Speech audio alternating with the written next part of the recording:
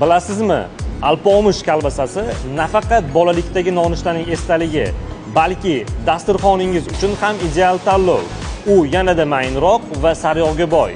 Obuna bo'ling, hozir qanday tayyorlanishini ko'rib chiqamiz. Alpomish kolbasasi uchun faqat yuqori sifatli mol go'shti va tovuq go'shtini tanlaymiz. Asosiy sir retseptga maxsus miqdordagi sariyog' qo'shilishi. Bu mahsulotga o'zgacha yumshoqlik va shiradorlik beradi. Barcha mahsulotlar yuqori sifatli mol go'shti, tovuq go'shti va maxsus ziravorlar kutterda mukammal emulsiya holati kelguncha aralashtiriladi. Sariyog' pishish jarayonida kolbasaning ta'mini yanada boyitadi. Oqsil denaturatsiyasi bo'lmasligi uchun filtrlangan muz bo'laklari va ortiqcha namlikni ushlash uchun quruq sut solinadi. Vakuum orqali havo tortib olinadi. Bu esa kolbasani ideal, silliq va bir xil bo'lishini ta'minlaydi. Tayyor mahsulotimizni taralarga tushirib olamiz. Ko'tarma moslamamiz orqali qiymani shpris uskunamizga tushiramiz.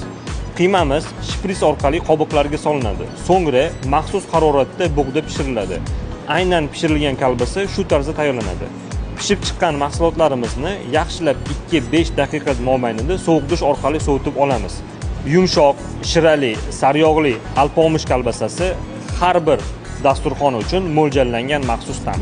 Siz ham bolalikdagi ta'mni eslaysizmi? Unda like bosib, do'stlaringiz bilan ulashing va alpomish kolbasasini yana bir marta tatib ko'ring.